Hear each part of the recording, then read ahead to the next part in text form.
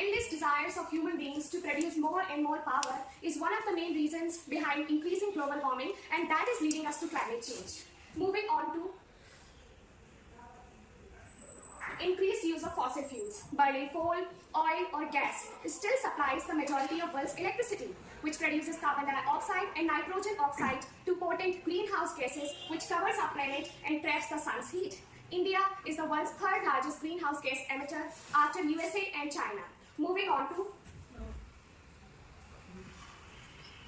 deforestation. So people, deforestation is the destruction of trees and plants at a rate that exceeds natural regeneration of trees. Deforestation increases emissions because when the trees are felled down, the carbon stored inside them is released into the atmosphere and that increases our emissions. 1.96% हमारा water vapour होता है, 0.93% जो होती है वो inert gases जैसे argon हो गई, मीडियम हो गई, नियॉन एक्सेट्रा होती है, 0.01% जो होती है वो अदर गैसेस होती है।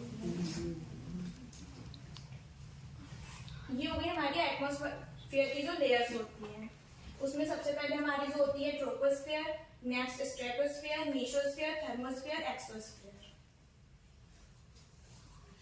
ट्रोपोस्फेयर जो होती है वो एटमॉस्फेयर की सबसे लोएस्ट और थिनर। इसके कंपोनेंट्स हैं biotic factors and abiotic. Biotic में हमारे लिविंग ऑर्गेनिज्म आते हैं जैसे कि plants, animals, micro organism, and abiotic में हमारे नॉन लिविंग एलिमेंट्स आते हैं जैसे कि soil, water, air, temperature etcetera. Types of ecosystem terrestrial जैसे कि फॉरेस्ट, डेजर्ट, टुंड्रा। आकृति या कलश या प्रजाति इन सबके आधार पे ये भिन्नताएं पाई जाती हैं। इनके बारे में हम जानेंगे कि इनके खतरे मतलब जैव विविधता को किस प्रकार से खतरे हैंगे।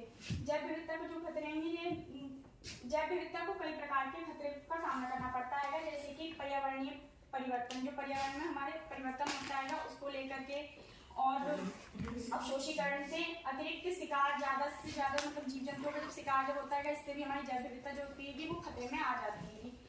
इस मूवमेंट की कुछ खास बात यह है कि it was a non violence social and ecological movement by rural villagers, particularly women. इस मूवमेंट की मेन बात यह है कि इसमें वुमेन्स ने मतलब इंडिया की वुमेन्स ने बहुत अच्छे से पार्टिसिपेट किया था। Demands of Chipko movement, complete stoppage of cutting trees for commercial तौर पर जितने भी वहां के हिमालयास ट्री थे और फॉरेस्ट था उनका कटिंग को रोकना था।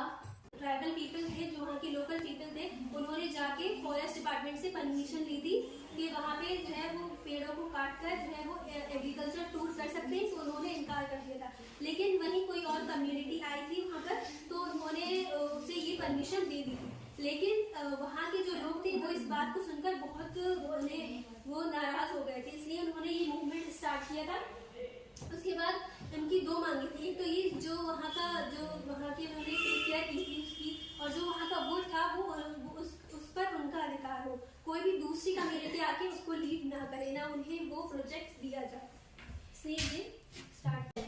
पॉल्यूशन इज एवरीथिंग, यानी हर वो चीज पॉल्यूशन है जो हमारी अर्थ को डर्ट और अनहेल्दी बनाती है, जिससे हमारी अर्थ पर लैंड है, एयर, वाटर सभी इफेक्टेड होते हैं पॉल्यूशन के द्वारा। स्लाइड करो बेटे, उंगली रख के ऐसे ऐसे ऊपर करो और ऊपर करो। हाँ, types of pollution, classes pollution हमारे कई तरह के होते हैं, जिसमें मैंने कुछ मेंशन यहाँ पर किए हैं। Air pollution, water pollution, noise pollution, soil pollution. Biotech का एनवायरनमेंट में क्या यूज है? Renewable energy. बायोटेक को हम यूज करते हैं ताकि हमें एक रिन्यूएबल सस्टेनेबल एनर्जी मिल सके।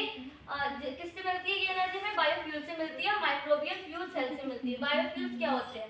बायोफ्यूल्स मतलब होता है इसमें फ्यूल मतलब एनर्जी, एक सस्टेनेबल रिन्यूएबल एनर्जी जो कि हमें प्लांट से मिलती है। एंड माइक्रोबियल फ्यूल सेल क्या होता है? इसमें हमें जो एनर्जी है, जो फ्यूल है वो हमें एनिमल से मिलता है, माइक्रो ऑर्गेनिज्म से मिलता है। बायोटेक का यूज हम वेस्ट मैनेजमेंट में भी करते हैं।